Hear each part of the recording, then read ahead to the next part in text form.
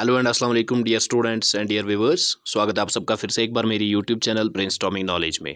और आज का हमारा क्वेश्चन है what is an earthquake, how to survive during an earthquake. Earthquake का मतलब क्या होता है और कैसे हम बच सकते हैं अर्थक्वेक के वक्त। जब अर्थक्वेक आती है तो जब हम बाहर होते हैं तो हमें कैसे सर्वाइव करना चाहिए, और यहाँ जब हम अंदर होते हैं तो अर्थक्वेक के दौरान हमें क्या करना चाहिए, ये सारा हम इसमें पढ़ेंगे। हैंड रिटन नोट्स हैं, ये आप लिख सकते हो, एग्जामिनेशन पर्पज़ के लिए है। ओके, तो चलिए स्टार्ट करते हैं। An earthquake is the result of the vibrations caused by rocks breaking under stress. These rocks are situated on tectonic plates. तो earthquake कैसे आती है? ये एक्चुअली वाइब्रेशन होती है जो पत्थर नीचे ज़मीन के अंदर टेक्टोनिक प्लेट्स जिनको हम कहते हैं, उन्हीं पे पत्थर वगैरह होते हैं। तो ये टेक्टोनिक प्लेट्स जब आपस में टकराते हैं तो वाइब्रेशन क्रिएट होती है और उसकी वजह से वो अर्थक्वेक्स आते हैं। Now tips, safety tips for surviving. कौन सी सेफ्टी टिप्स हमें याद रखनी चाहिए सर्वाइव करने के लिए? If you are inside during an earthquake, अगर आप घर में हो, अंदर हो और ज़लज़ला आता है तो आपको क्या करना चाहिए? Number first, drop to the ground, ज़मीन पे गिर जाना चाहिए, ग्राउंड पे नीचे ड्रॉप हो जाना चाहिए। टेक कवर अंडर ए स्टडी टेबल और ए पीस ऑफ फर्नीचर।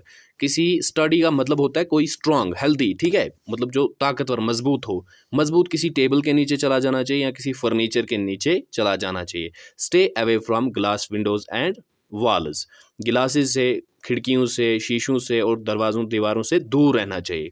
क्यों दूर रहना चाहिए? क्योंकि अगर इनकेस अगर वो टूटते हैं तो आपको डैमेज हो सकता है। Stay away from glass windows or walls. Stay inside the building until all shaking has stopped. और तब तक बिल्डिंग के अंदर ही रहना चाहिए जब तक वो सारी शेकिंग रुक नहीं जाती है, स्टॉप नहीं हो जाती है। मीन्स कि जब तक अर्थक्वेक ख़त्म नहीं हो जाता है।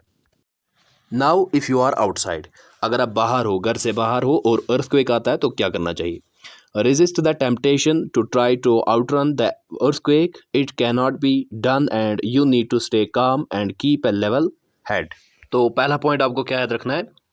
अपनी टेम्पटेशन को कंट्रोल करना है, रेजिस्ट करना है, ठीक है। टेम्पटेशन मतलब जब आप किसी चीज़ से बाहर निकलने की कोशिश करते हो, किसी डेंजरस सिचुएशन से, ठीक है, मतलब अपने गुस्से को काबू में रखना है, टेम्पटेशन को कंट्रोल करना है। Try to outrun the earthquake, यानी कि किस टेम्पटेशन को कंट्रोल करना है? जो आप मतलब कोशिश करोगे अर्थक्वेक से भागने की, लेकिन आप ये तो कर नहीं सकते। It can not be done, आप भाग नहीं सकते अर्थक्वेक से। And you need to stay calm, आपको काम रहना है। And keep a level head, और लेवल हेड का मतलब क्या है? ये एक इडियम यूज हुई है यहाँ पे। लेवल हेड का मतलब होता है टू स्टे काम इन एनी डेंजरस सिचुएशन। जब कोई खतरनाक सिचुएशन होती है तो उसमें आपको शांत रहना चाहिए, काम रहना चाहिए।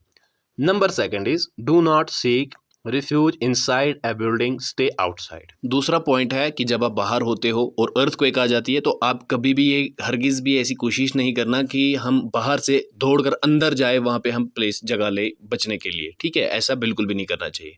Move into an open area away from buildings and trees if possible.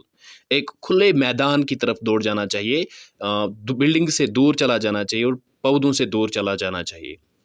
If you are in a crowded public places, consider the risk caused by a panicking crowd. Try to take cover where you would not be trampled. और एक point ये भी याद रखना है कि जब आप क्राउडेड पब्लिक प्लेसेस पे होते हो, हजूम वाली या भीड़ वाली जगहों पे होते हो, तो रिस्क को पहले कंसिडर करो कि पैनिकिंग क्राउड से कितनी रिस्क क्रिएट हो सकती है, और ख़ुद को फिर कवर कर लो जहाँ पे आपको ट्रैम्पल ना हो सके, यानी कि आप क्रैश ना हो सको, आपको नुकसान ना पहुँचे।